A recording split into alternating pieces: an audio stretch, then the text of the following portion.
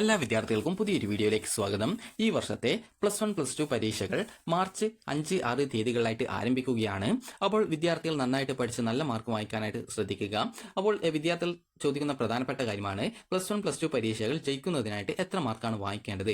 അതുപോലെ തന്നെ ഞാൻ 2017 മുതൽ 2025 കാലയളവിൽ +1 അല്ലെങ്കിൽ +2 പരീക്ഷ എഴുതുകയും +2 പരീക്ഷകൾക്ക് ശേഷം ഞാൻ ടോട്ടൽ റിസൾട്ട് നോക്കുന്ന സമയത്ത് not eligible for higher studies, അതായത് തുടർ പഠനത്തിന് യോഗ്യത ഇല്ല എന്നുള്ള രീതിയിലാണ് റിസൾട്ടിൽ, അതായത് ഈ ഒരു സർട്ടിഫിക്കറ്റിൽ കണ്ടത്. അപ്പോൾ അതുകൊണ്ട് തന്നെ ഞാൻ വീണ്ടും കമ്പാർട്ട്മെന്റ് വിഭാഗത്തിലായിട്ട് ഞാൻ പരീക്ഷയ്ക്ക് രജിസ്ട്രേഷൻ ചെയ്തിട്ടുണ്ട്. അപ്പോൾ അങ്ങനെയെങ്കിൽ ഞാൻ +1 പരീക്ഷ എഴുതണോ +2 പരീക്ഷ എഴുതണോ എന്നിങ്ങനെ വിദ്യാർത്ഥികൾ ചോദിക്കുന്നുണ്ട്. അതുപോലെ തന്നെ ഓരോ സബ്ജക്റ്റും എത്ര മാർക്കിലാണ് പരീക്ഷ വരുന്നത്, അതായത് ഒരു വിദ്യാർത്ഥി ചോദിച്ച കാര്യമായിരുന്നു മാത്തമാറ്റിക്സ് 60-ലാണോ 80 മാർക്കിലാണോ വരുന്നത് എന്നുള്ളത്. അപ്പോൾ ഈ ഒരു സംശയങ്ങൾക്കും അതുപോലെ തന്നെ A+ കിട്ടാനായിട്ട് എത്ര മാർക്ക് വേണം, ജസ്റ്റ് പാസ്സാവുന്നതിനായിട്ട് എത്ര മാർക്ക് വേണം, അതുപോലെ തന്നെ +2 ജയിക്കാനായിട്ട് ഞാൻ എത്ര മാർക്കാണ് വായിക്കേണ്ടത് എന്നുള്ളത് എങ്ങനെ മനസ്സിലാക്കാം, ഈ ഒരു കാര്യങ്ങളൊക്കെ നിങ്ങൾക്ക് ഈ ഒരു വീഡിയോയിൽ വളരെ സിമ്പിളായിട്ട് തന്നെ നിങ്ങൾക്ക് മനസ്സിലാക്കാവുന്നതാണ്.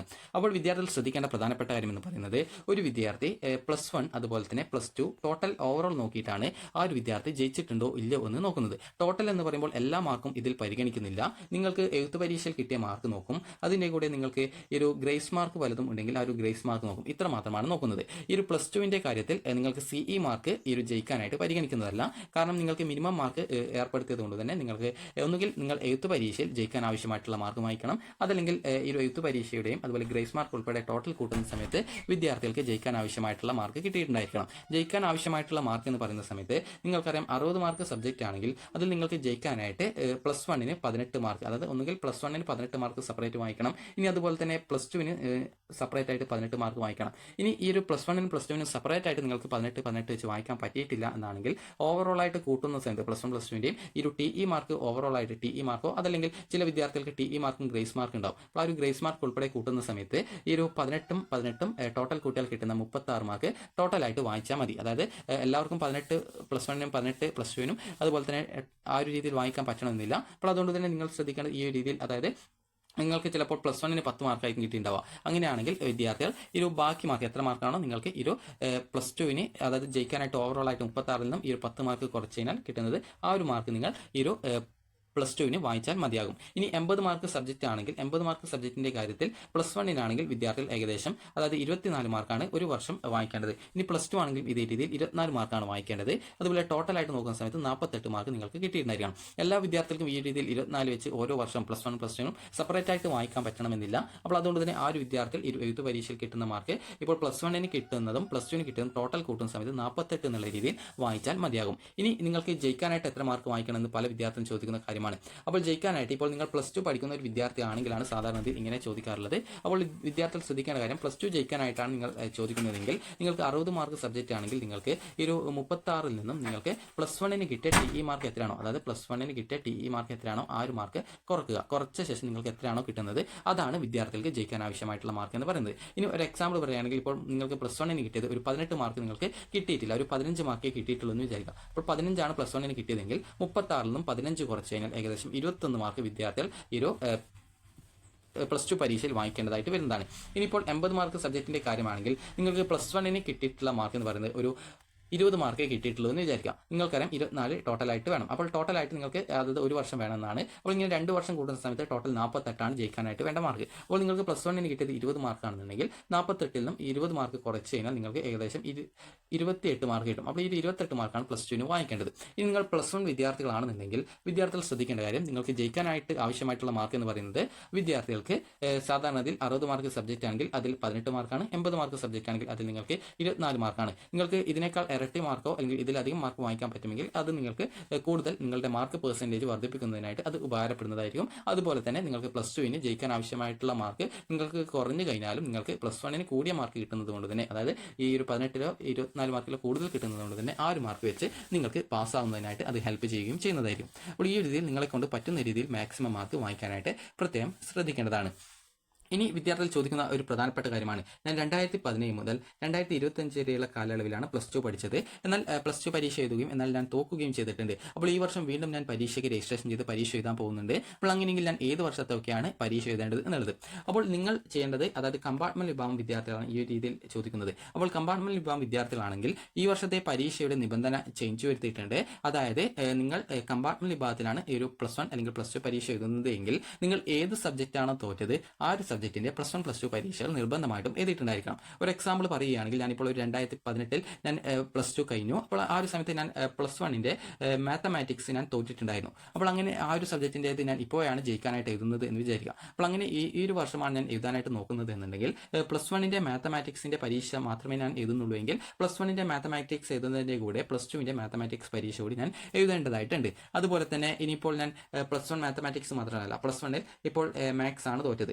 ഇനി +2 നോക്കുന്ന സമയത്ത് ഞാൻ +2ന് ഞാൻ ബയോളജിയും തോറ്റിട്ടുണ്ടെന്ന് വിചാരിക്കാം. അപ്പോൾ ബയോളജി ഞാൻ തോറ്റിട്ടുണ്ടായിരുന്നു. എന്നാൽ ഞാൻ ഇതുവരെ പരീക്ഷ എഴുതിയിട്ടില്ല. ഈ വർഷം എനിക്ക് ഞാൻ എഴുതണം എന്ന് തോന്നി ഞാൻ രജിസ്ട്രേഷൻ ചെയ്തതെന്ന് വിചാരിക്കാം. അപ്പോൾ അങ്ങനെ എഴുതുന്ന സമയത്ത് ഞാൻ എഴുതേണ്ട പരീക്ഷ എന്ന് പറയുമ്പോൾ +1 മാത്സ് മാത്രമല്ല, അതുപോലെ തന്നെ +2 ബയോളജി മാത്രമല്ല. കാരണം ഇവിടെ നോക്കുന്ന സമയത്ത് ഈ വർഷത്തെ പുതുക്കിയ നിബന്ധന പ്രകാരം ഏത് സബ്ജക്റ്റാണോ തോറ്റത് അതിന്റെ +1 +2 സബ്ജക്റ്റ് നിർബന്ധമായിട്ടും പരീക്ഷ എഴുതിയിട്ടുണ്ടായിരിക്കണം. അങ്ങനെ എഴുതിയതിൽ വെച്ച് ഏറ്റവും മികച്ച മാർക്ക് ഏതാണോ ആ ഒരു മാർക്കാണ് നമ്മളുടെ മാർക്കായിട്ട്, ഇതിനു മുമ്പ് എഴുതിയ പരീക്ഷയുടെ മാർക്കാണോ അല്ലെങ്കിൽ ഇപ്പോൾ എഴുതി കിട്ടുന്ന മാർക്കാണോ ഏതാണ് കൂടുതൽ ആ ഒരു കൂടിയ മാർക്കാണ് പരിഗണിക്കുക. അപ്പോൾ ഇവിടെ ഞാൻ +1 മാത്സ് ആണ് തോറ്റത്, അതുപോലെ +2ന് ബയോളജിയാണ് തോറ്റത്. അപ്പോൾ ഇങ്ങനെ വരുന്ന സാഹചര്യത്തിൽ ഞാൻ എന്താണ് ചെയ്തതെന്ന് ചോദിച്ചാൽ +1ന്റെ മാത്തമാറ്റിക്സ് പരീക്ഷ എഴുതണം. +1ന്റെ മാത്തമാറ്റിക്സ് പരീക്ഷ എഴുതണം. അതുപോലെ തന്നെ +2ന്റെ മാത്തമാറ്റിക്സ് പരീക്ഷയും ഞാൻ എഴുതണം. അതുപോലെ തന്നെ +2 ബയോളജിയാണ് ഇവിടെ ഞാൻ തോറ്റതെങ്കിലും +1ന്റെ ബയോളജിയും എഴുതണം. അതുപോലെ തന്നെ +2ന്റെ ബയോളജി പരീക്ഷ എഴുതണം. അപ്പോൾ ഈ ഒരു രീതിയിലാണ് ഞാൻ എഴുതേണ്ടത്. അതായത് ഏത് സബ്ജക്റ്റാണോ കമ്പാർട്ട്മെന്റ് വിഭാഗത്തിൽ പരീക്ഷ എഴുതുന്നത് ഞാൻ തോറ്റത് ആ ഒരു സബ്ജക്റ്റിന്റെ +1ലെയും +2ലെയും പരീക്ഷ അതത് ടൈം ടേബിൾ നോക്കിയിട്ട് എഴുതേണ്ടതാണ്. സാധാരണ +1 വിദ്യാർത്ഥികൾക്കുള്ള പരീക്ഷയുടെ സെയിം ടൈം ടേബിൾ തന്നെയാണ് +1 കമ്പാർട്ട്മെന്റ് വിഭാഗത്തിലും +1 സേവ് ഇംപ്രൂവ്മെന്റ് എന്ന വിദ്യാർത്ഥികൾക്കും ഉള്ളത്. ആ ഒരു കാര്യം നിങ്ങൾ ശ്രദ്ധിക്കുക. സെയിം ടൈം ടേബിൾ ആണ്, പ്രത്യേകിച്ച് മാറ്റുന്നില്ല. ഇനി വിദ്യാർത്ഥികൾ ചോദിച്ച ഒരു പ്രധാനപ്പെട്ട സംശയമാണ്, ഈ ഒരു മാത്തമാറ്റിക്സ് 80ലാണോ 60ലാണോ എന്നുള്ളത് പല വിദ്യാർത്ഥികളും ചോദിക്കുന്ന കാര്യമാണ്. അപ്പോൾ നിങ്ങൾ ശ്രദ്ധിക്കേണ്ടത് മാത്തമാറ്റിക്സ് 80ലുണ്ട് 60ലുണ്ട്. അപ്പോൾ നിങ്ങൾ ശ്രദ്ധിക്കേണ്ടത് ഇത് സിലബസ് അനുസരിച്ചിട്ടാണ്. ഏകദേശം നിങ്ങൾ ഈ ഒരു 4 വർഷത്തിനുള്ളിൽ ഈ ഒരു മാത്തമാറ്റിക്സ് പഠിക്കുന്നത് +2 പഠിക്കുന്നതാണെങ്കിൽ അല്ലെങ്കിൽ +1 പഠിക്കുന്നതാണെങ്കിൽ അത് ന്യൂ സിലബസ് ആയിരിക്കും. അങ്ങനെയാണെങ്കിൽ വിദ്യാർത്ഥികൾക്ക് 60 മാർക്കിലാണ് മാത്തമാറ്റിക്സ് ഉണ്ടാവുക. അതായത് നിങ്ങൾക്ക് മാത്തമാറ്റിക്സിന് ലാബ് പരീക്ഷ നടന്നിട്ടുണ്ട് എന്നുണ്ടെങ്കിൽ വിദ്യാർത്ഥികൾക്ക് 60 മാർക്കിലാണ് പരീക്ഷ ഉള്ളത്. ഇനി മാത്തമാറ്റിക്സിന് ലാബ് ഉണ്ടായിരുന്നില്ല എന്നാണെങ്കിൽ നിങ്ങൾക്ക് 80 മാർക്കിലാണ് പരീക്ഷ. ഓൾഡ് സിലബസിലുള്ള വിദ്യാർത്ഥികൾക്ക് ലാബ് ഉണ്ടായിരുന്നില്ല, അതുകൊണ്ട് തന്നെ അവർക്ക് 80ലാണ് മാത്തമാറ്റിക്സ് ഉണ്ടായിരുന്നത്. അതുപോലെ തന്നെ ഈ ഒരു പുതിയ സിലബസ് പ്രകാരം ഇപ്പോൾ പഠിക്കുന്ന വിദ്യാർത്ഥികൾക്കൊക്കെ മാത്തമാറ്റിക്സിന് ലാബ് ഉണ്ട്. അപ്പോൾ ലാബ്, അതായത് പ്രാക്ടിക്കൽ ഉണ്ട്. പ്രാക്ടിക്കൽ ഉള്ള വിദ്യാർത്ഥികൾക്ക്, മാത്തമാറ്റിക്സിന് പ്രാക്ടിക്കൽ ഉള്ള വിദ്യാർത്ഥികൾക്ക് ഈ ഒരു 60 മാർക്കിലാണ് ഈ ഒരു പരീക്ഷ ഉണ്ടായിരിക്കാം. അപ്പോൾ നിങ്ങൾക്കറിയാം മാത്തമാറ്റിക്സ് പ്രാക്ടിക്കൽ ഉള്ള വിദ്യാർത്ഥികൾക്ക് 60 മാർക്കിലാണ് പരീക്ഷ എന്നുള്ളത് കൊണ്ട് തന്നെ ഒരു വർഷം ജയിക്കുന്നതിനായിട്ട് 18 ആണ് വേണ്ടത്, അടുത്ത വർഷം ജയിക്കുന്നതിനായിട്ടും 18 ആണ് വേണ്ടത്. അങ്ങനെ ടോട്ടൽ കൂട്ടുന്ന സമയത്ത് 36 ആണ് വേണ്ടത്. അങ്ങനെ നിങ്ങൾക്ക് +1നും +2നും ഈ ഒരു മാത്തമാറ്റിക്സിന് പരീക്ഷയിൽ കിട്ടിയ മാർക്ക് കൂട്ടുന്ന സമയത്ത് 36 കിട്ടിയാൽ മതിയാകും. ഇനി നിങ്ങൾ ഓൾഡ് സിലബസിലുള്ള മാത്തമാറ്റിക്സ് ആണ് നിങ്ങൾ ആ ഒരു സിലബസിലായിരുന്നു നിങ്ങൾ പഠിച്ചിട്ടുണ്ടായിരുന്നെങ്കിൽ നിങ്ങൾക്ക് 24 മാർക്കാണ് ജയിക്കാനായിട്ട് വേണ്ടത്. അതുപോലെ തന്നെ രണ്ടാം വർഷം ഈ രീതിയിൽ 24 മാർക്കാണ്, ടോട്ടൽ 48 മാർക്കാണ് വാങ്ങിക്കേണ്ടത്. അപ്പോൾ നിങ്ങൾ ശ്രദ്ധിക്കേണ്ട ഇത്ര മാത്രമാണ്, മാത്തമാറ്റിക്സിന് നിങ്ങൾക്ക് പ്രാക്ടിക്കൽ ഉണ്ടായിരുന്നുവെങ്കിൽ നിങ്ങൾക്ക് അത് 60 മാർക്കിലാണ് വരുന്നത്. പ്രാക്ടിക്കൽ ഇല്ലാതെ മാത്തമാറ്റിക്സ് ആയിരുന്നു നിങ്ങൾ പഠിച്ചിട്ടുണ്ടായിരുന്നുവെങ്കിൽ നിങ്ങൾക്കത് 80 മാർക്കിലാണ് വരുന്നത്. ഇനി വിദ്യാർത്ഥികൾ ചോദിക്കുന്ന കാര്യമാണ്, ജസ്റ്റ് പാസ് ആവുന്നതിനായിട്ട് എത്ര മാർക്കാണ് വേണ്ടത്? ഇത് ഓൾറെഡി പറഞ്ഞ കാര്യമാണ്. അതായത് 60 മാർക്ക് സബ്ജക്റ്റിൽ നിങ്ങൾക്ക് +1 +2 ടോട്ടൽ നോക്കുന്ന സമയത്ത് നിങ്ങൾക്ക് TE മാർക്ക്, അതായത് എഴുത്ത് പരീക്ഷയുടെ മാർക്ക് ഉണ്ടാവും. ചില വിദ്യാർത്ഥികൾക്ക് TE മാർക്കിന്റെ കൂടെ ഗ്രേസ് മാർക്ക് ഉണ്ടാവും. ഇങ്ങനെ കൂട്ടുന്ന സമയത്ത് 60 മാർക്ക് സബ്ജക്റ്റിൽ ടോട്ടൽ നോക്കുന്ന സമയത്ത് നിങ്ങൾക്ക് TE മാർക്കും ഗ്രേസ് മാർക്കും ഉൾപ്പെടെ നോക്കുന്ന സമയത്ത് നിങ്ങൾക്ക് 60 മാർക്കിൽ 36 മാർക്ക് കിട്ടിയാൽ മതിയാകും. അതുപോലെ തന്നെ 80 മാർക്ക് സബ്ജക്റ്റ് ആണെങ്കിൽ വിദ്യാർത്ഥികൾക്ക് അതിൽ 48 മാർക്ക് +1 +2 ടോട്ടൽ കൂട്ടുന്ന സമയത്ത് കിട്ടിയാൽ മതിയാകും. ഇനി നിലവിൽ +1 പഠിച്ചുകൊണ്ടിരിക്കുന്ന വിദ്യാർത്ഥികളാണെങ്കിൽ, നിങ്ങൾ ആദ്യമായിട്ട് +1 പരീക്ഷ എഴുതാൻ പോകുന്ന വിദ്യാർത്ഥികളാണെങ്കിൽ വിദ്യാർത്ഥികൾക്ക് ഒരു 18 അല്ലെങ്കിൽ 24 മാർക്ക് കിട്ടിയാൽ നിങ്ങൾ ജയിക്കുന്നതാണ്. അതിനേക്കാൾ ഇരട്ടി മാർക്കോ അല്ലെങ്കിൽ അതിൽ കൂടുതൽ മാർക്കോ വാങ്ങിച്ചു കഴിഞ്ഞാൽ നിങ്ങൾക്കത് നല്ല നിങ്ങളുടെ ഗ്രേഡ് മെച്ചപ്പെടുത്താനും അതുപോലെ മാർക്ക് പെർസെൻറ്റേജ് കൂട്ടുന്നതിനും ഹെൽപ്പ് ചെയ്യുന്നതായിരിക്കും. അതുകൊണ്ട് തന്നെ നിങ്ങളെ കൊണ്ട് പറ്റുന്ന രീതിയിൽ മാക്സിമം മാർക്ക് പ്രത്യേകിച്ച് വാങ്ങിക്കാനായിട്ട് ശ്രദ്ധിക്കേണ്ടതാണ്. ഇനി വിദ്യാർത്ഥികൾ ചോദിക്കുന്ന പ്രധാനപ്പെട്ട കാര്യമാണ്, ഈ ഒരു 60 മാർക്കിൽ 36ഉം അതുപോലെ 80 മാർക്കിൽ 48ഉം കിട്ടിക്കഴിഞ്ഞാൽ ഏത് ഗ്രേഡാണ് കിട്ടുക എന്നുള്ളത്. അപ്പോൾ നിങ്ങൾ ശ്രദ്ധിക്കേണ്ടത് 60ൽ 36ഉം അതുപോലെ 80ൽ 48ഉം കിട്ടിക്കഴിഞ്ഞാൽ നിങ്ങൾക്ക് നിങ്ങളുടെ CE മാർക്ക് ഉൾപ്പെടെ കൂട്ടുന്ന സമയത്ത് ഏകദേശം C+ ഗ്രേഡാണ് കിട്ടുക. C+ഓ അല്ലെങ്കിൽ C ഗ്രേഡോ ആ ഒരു റേഞ്ചിലൊക്കെ ആയിരിക്കും നിങ്ങളുടെ ഗ്രേഡ് ഉണ്ടായിരിക്കാം. ആ ഒരു കാര്യം നിങ്ങൾ ശ്രദ്ധിക്കേണ്ടതാണ്. അതുപോലെ തന്നെ പ്രത്യേകം ശ്രദ്ധിക്കേണ്ടത്, നിങ്ങൾ C+ഓ അല്ലെങ്കിൽ C ഗ്രേഡോ അത് +2ന്റെ റിസൾട്ടിൽ മാത്രമേ ഉണ്ടാവുള്ളൂ. +1 റിസൾട്ടിൽ ഈ ഒരു ഗ്രേഡും കാര്യങ്ങളൊന്നും ഉണ്ടാവില്ല, അതിൽ മാർക്ക് മാത്രമേ ഉണ്ടാകത്തുള്ളൂ. അപ്പോൾ അതുകൊണ്ട് തന്നെ നിങ്ങൾക്ക് 18 അതുപോലെ 24 കിട്ടിയിട്ടുണ്ടോ എന്നുള്ളതാണ് പ്ലസ് 1 വിദ്യാർത്ഥി നോക്കേണ്ടത്. ഈ പ്ലസ് 2 പരീക്ഷ ഓൾറെഡി എഴുതിയ വിദ്യാർത്ഥികളും അതുപോലെ തന്നെ അതായത് കമ്പാർട്ട്മെന്റ് വിഭാഗത്തിൽ മുമ്പ് എഴുതിയിട്ടുണ്ടായിരുന്ന വിദ്യാർത്ഥി ഇപ്പോൾ പരീക്ഷ എന്ന സമയത്ത് പ്ലസ് 1 പ്ലസ് 2 പരീക്ഷകൾ എഴുതേണ്ടതായിട്ടുണ്ട്. അതുപോലെ തന്നെ നിലവിൽ ആദ്യമായിട്ട് പ്ലസ് 1 അല്ല ആദ്യമായിട്ട് പ്ലസ് 2 പരീക്ഷ ചെയ്യുന്ന വിദ്യാർത്ഥികൾ പ്ലസ് 1 ഇംപ്രൂവ്മെന്റ് എഴുതുന്നുണ്ടാവും. അപ്പോൾ അതുകൊണ്ട് തന്നെ ആ ഒരു വിദ്യാർത്ഥികളുടെ റിസൾട്ട് വരുന്ന സമയത്തും ഈ ഒരു മാർക്കൊക്കെ ഉൾപ്പെടുത്തിക്കൊണ്ടുള്ള ഒരു ക്രോഡീകരിച്ച മാർക്ക് ലിസ്റ്റ് ആയിരിക്കും ഉണ്ടാവുക. അതിൽ പ്ലസ് 1 പ്ലസ് 2 മാർക്ക് സെപ്പറേറ്റ് ഉണ്ടാവും, ടോട്ടൽ മാർക്ക് സെപ്പറേറ്റ് ആയിട്ട് രേഖപ്പെടുത്തിയിട്ടുണ്ടാവും. അപ്പോൾ ഈ ഒരു രീതിയിൽ വിദ്യാർത്ഥികൾക്ക് C+ കിട്ടിക്കഴിഞ്ഞാൽ നിങ്ങൾക്ക് ഈ ഒരു TE മാർക്കിനത്തിൽ അതല്ലെങ്കിൽ TE മാർക്കിന്റെ കൂടെ ഗ്രേസ് മാർക്ക് ഉൾപ്പെടെ നോക്കുന്ന സമയത്ത് നിങ്ങൾക്ക് 60-ൽ 36 മാർക്കോ 80-ൽ 48 മാർക്ക് കിട്ടിയിട്ടുണ്ടോ എന്നുള്ളത് കൃത്യമായിട്ട് പരിശോധിക്കുന്നതാണ്. ഇനി വിദ്യാർത്ഥികൾക്ക് ഒരു A+ കിട്ടുന്നതിനായിട്ട് എത്ര മാർക്ക് വേണം എന്ന് പല വിദ്യാർത്ഥികളും ചോദിക്കുന്ന കാര്യമാണ്. A+ കിട്ടുന്നതിനായിട്ട് നിങ്ങൾക്ക് 200 മാർക്കിലാണ് A+ ആണോ അല്ലെങ്കിൽ മറ്റ് ഗ്രേഡുകളാണോ എന്നുള്ളത് കണക്കാക്കുന്നത്. വിദ്യാർത്ഥികൾക്ക് ഏകദേശം 180 മാർക്ക് മുതൽ അതായത് 180 മാർക്ക് മുതൽ ഏകദേശം 200 മാർക്ക് വരെ വിദ്യാർത്ഥികൾക്ക് കിട്ടുകയാണെന്നുണ്ടെങ്കിൽ അത് A+ ഗ്രേഡ് ആയിട്ടാണ് കണക്കാക്കുക. അതായത് 150 മുതൽ 200 വരെ മാർക്ക് കിട്ടുകയാണെങ്കിൽ അത് A+ ഗ്രേഡ് ആയിട്ടാണ് കണക്കാക്കുക. ചെറിയ മാർക്ക് വ്യത്യാസം ഉണ്ടെങ്കിൽ തന്നെ ഗ്രേഡ് ചേഞ്ച് ആവും. പ്രത്യേകം ശ്രദ്ധിക്കേണ്ടത് നിങ്ങൾക്ക് ഈ ഒരു പ്ലസ് 2-ൽ ഗ്രേഡിൽ പ്രത്യേകിച്ച് കാര്യമൊന്നുമില്ല, മാർക്ക് പെർസെൻറ്റേജ് ആണ് സാധാരണയിൽ നോക്കുക. ആ ഒരു കാര്യം നിങ്ങൾ പ്രത്യേകം ശ്രദ്ധിക്കേണ്ടതാണ്. ഇനി അതുപോലെ തന്നെ നിങ്ങളെ കൊണ്ട് പറ്റുന്ന രീതിയിൽ മാക്സിമം മാർക്ക് വാങ്ങിക്കാനായിട്ട് പ്രത്യേകം ശ്രദ്ധിക്കേണ്ടതാണ്. അതുപോലെ ഇവിടെ പ്രത്യേകിച്ച് ഡീറ്റെയിൽസ് കൊടുത്തിട്ടുണ്ട്. അതായത് വിദ്യാർത്ഥികൾ അതായത് first year second year mark നോക്കുന്ന സമയത്ത് വിദ്യാർത്ഥികൾ എലിജിബിൾ ആവുന്നതിനായിട്ട് അതായത് മിനിമം 48 മാർക്കോ പ്രാക്ടിക്കൽ ഇല്ലാത്ത സബ്ജക്റ്റിന് 48 മാർക്കോ പ്രാക്ടിക്കൽ ഉള്ള സബ്ജക്റ്റിന് 36 മാർക്കോ നിർബന്ധമായിട്ടും നേടിയിട്ടുണ്ടായിരിക്കണം എന്ന് കൃത്യമായിട്ട് പറഞ്ഞിട്ടുണ്ട്.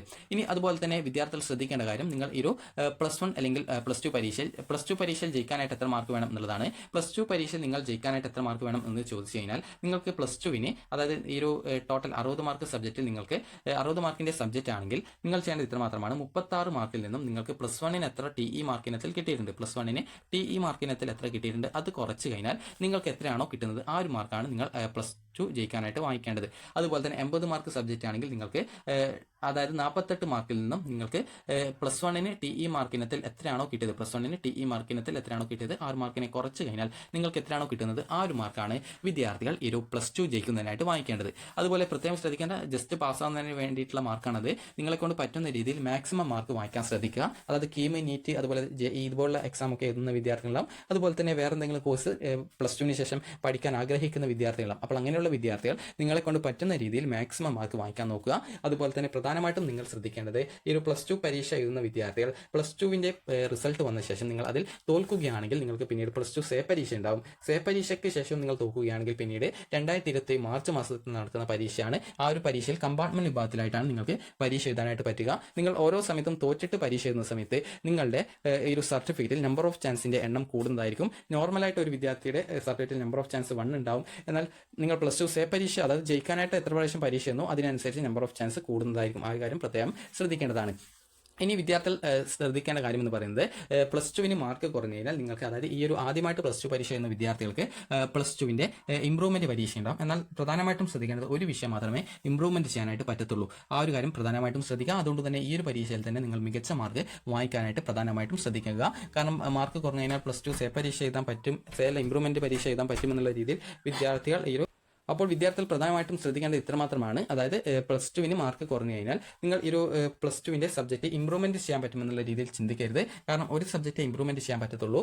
അതുപോലെ തന്നെ വിദ്യാർത്ഥികൾ പ്ലസ് 2 തോക്കുകയാണെങ്കിൽ നിങ്ങൾക്ക് തോറ്റ എത്ര സബ്ജക്റ്റ് ഉണ്ടോ 6 സബ്ജക്റ്റ് തോറ്റുണ്ടെങ്കിൽ 6 സബ്ജക്റ്റ് നിങ്ങൾക്ക് സേ പരീക്ഷ എഴുതാനായിട്ട് പറ്റുന്നതാണ്. എന്നാൽ പല വിദ്യാർത്ഥികളും ചോദിക്കുന്നതാണ് ഞാൻ തോറ്റ സബ്ജക്റ്റ് എനിക്ക് സേ എഴുതാനും അതുപോലെ മാർക്ക് കുറഞ്ഞ സബ്ജക്റ്റ് ഇംപ്രൂവ്മെന്റ് ചെയ്യാൻ പറ്റുമോ എന്നുള്ളത് ഒരിക്കലും പറ്റുന്നതല്ല.